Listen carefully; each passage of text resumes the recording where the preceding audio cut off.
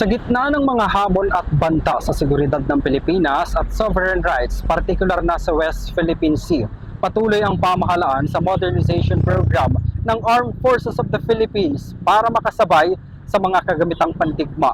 Sa kanyang ikalimang State of the Nation address ngayong taon, inaasahang iuulat ni Pangulong Ferdinand Bongbong Marcos ang tagumpay sa ilalim ng Ray Horizon 3 ng hukbong sandatahan ng Pilipinas. Bukod sa Re-Horizon 3 ng AFP Modernization Program, kabilang rin sa inaasahang maiuulat ang pagpapatupad ng Comprehensive Archipelagic Defense Concept o CADC. Ang layunin ng estratehiyang ito ay tiyakin ang kakayahan ng militar na depensahan ng 200 nautical mile exclusive economic zone at mga hangganan ng kapuluan. We affirm once again the continuity in leadership and purpose that keeps our armed forces focused, credible, and ready to serve the nation. With the signing of the 2026 national budget, I reiterate the government's commitment to uphold the welfare of the women and men who protect our nation. Para sa taong 2026, iminungkahi ang humigit kumulang sa 295 billion pesos na budget para sa Department of National Defense. 40 billion pesos dito ang nakalaan para sa AFP Modernization Program. Sa pamamagitan ng Re-Horizon 3, nagkaroon ng malaking pagbabago sa doktrina ng Armed Forces. Mula sa internal security operations patungong external at territorial defense. Ang ilan sa mga probinsya nagsimula na sa external at territorial defense gaya ng 1001st Infantry Division sa Davao Oriental. To conduct the exercise as a training, skills training ang tawag dun sa level. So, dahil sa scenario dyan, ginamit din natin yung even drones. So, nagamit din nila ngayon yan. Individual value nitong overall interagency territorial defense operations exercise and civil defense exercise po. Bilang isang archipelagic nation, ayon kay dating AFP Chief of Staff General Romeo Bronner, mahalagang mag-invest ang pamahalaan sa maritime at air power bilang tugon sa pagprotekta sa ating exclusive economic zone. Ito rin ang binigyang diin ng Pangulo sa retirement honor ni Bronner noong July 21 ng 2026 sa Camp Aguinaldo, Quezon City. As your Commander-in-Chief, I assure you that this administration will continue to invest in the capabilities, readiness, and welfare of our armed forces.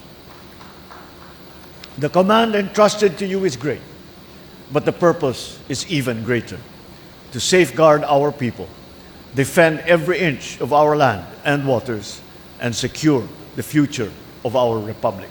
Sa ilalim ng kaniyang panunungkulan na isakatuparan ni Bronner at naisulong ang pagpapatibay ng kapabilidad ng Philippine Army at Philippine Air Force sa pamamagitan ng mga sumusunod na kagamitan.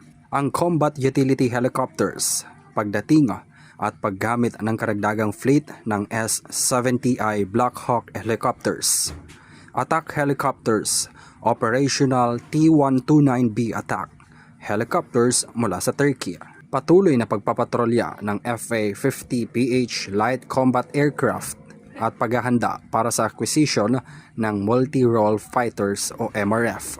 Pagdating naman sa air transport at UAVs, nariyan ang paggamit ng mga Airbus C-29 5W Tactical Transport Planes. Sa land assets, nariyan ang mga light tanks at armored vehicles, pagbili at pagdeploy ng mga Sabra ASCOD 2 light tanks, self-propelled artillery, operational na paggamit ng Sultan Atmos 2000 155mm, self-propelled howitzers, armored support vehicles, mga M12 5A2 armored mortar carriers, shore-based defense, paghahanda at paglalagay ng mga shore-based anti-ship deterrent system at missile defense platforms.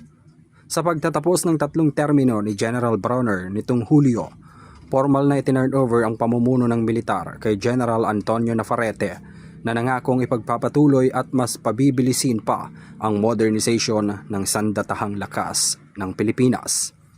Binigyang diin sa ulat ng Malacanang na sa kabila ng mga natamong progreso sa assets, patuloy na mumuhunan ang bansa, hindi lamang sa mga barko at eroplano kundi maging sa human capital o pagsasanay ng mga sundalong Pilipino, partikular na ang balikatan exercises.